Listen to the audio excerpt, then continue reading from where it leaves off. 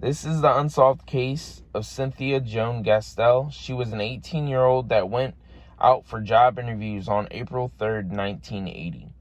Cynthia took a bus from the Tacoma Park, Maryland area, where her and her family lived, to the Silver Spring, Maryland area, where the job interviews were at.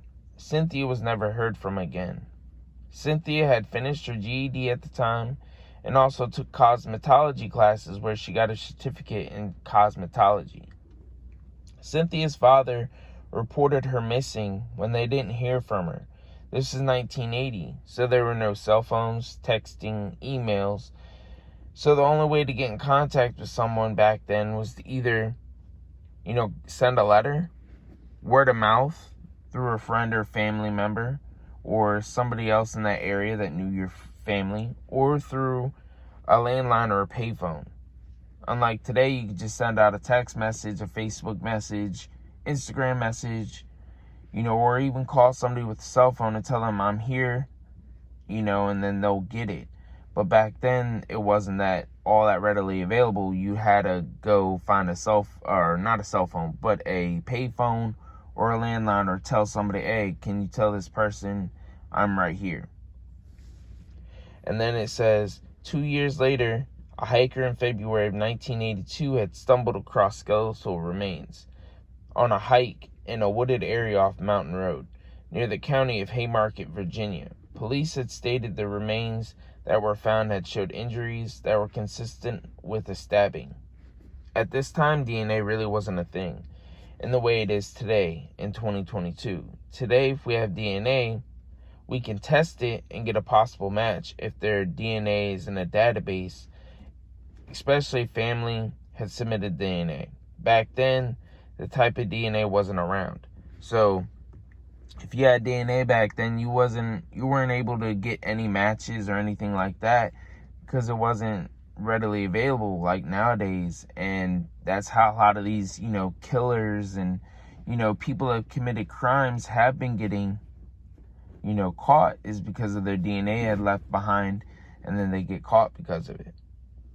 And then it says, for more than 30 years, those remains found on Mountain Road in Haymarket weren't claimed. In that time, Cynthia's family never lost hope. They never stopped searching for their loved daughter and sister. Until finally, 30 years later in 2011, DNA samples were taken from Cynthia's family. Their DNA was tested for a different case to see if that person's DNA matched Cynthia, but there was no match. So the search went on for Cynthia.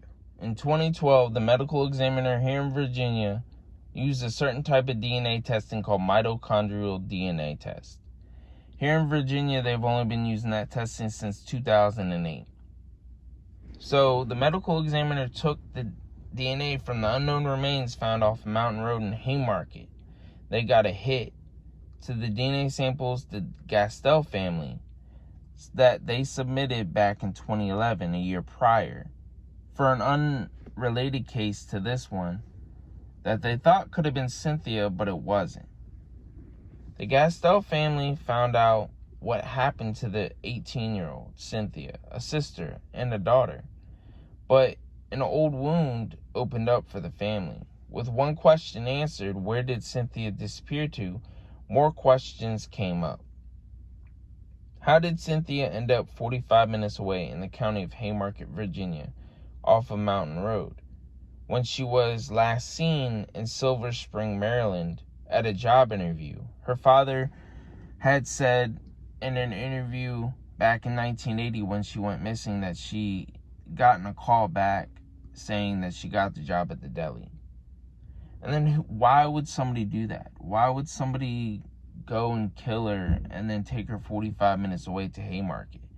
It just doesn't make sense. So that's another big question, and it's really sad. Peter Gastelle, which is her brother, has stated in an interview, we had hoped that she would come back to us. Our hope is gone now, and our hearts are broken again. Peter Gastelle also said, Cindy, we love you, always have and always will.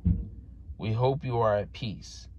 There is someone that the detectives on the Cynthia Gastelle case that they want to speak with. This person was a former boyfriend, a man who was called Mike or Michael. Also was a part-time student in his late teens or early 20s at the time in 1980 when Cynthia went missing. The police never knew Mike or Michael's full name. They have a photo of him which shows he has long curly hair, lamb chop sideburns, a goatee, and a mustache. The police specifically said that he is not a suspect in the case. They just want to talk to him. If anybody has any information on this case, I will leave, some information down in the description below to get in contact with Prince William County Police, because that's the jurisdiction it happened in. So also leave me your thoughts in the comments below. Do your own research and let's start up a conversation. And I want to know what you guys think. Is there any other cases that you guys want to see? I'm going to do whatever I can to help out, and I'm just trying to get the word out. Hopefully you guys have a good day, and I'll see you guys in the next video.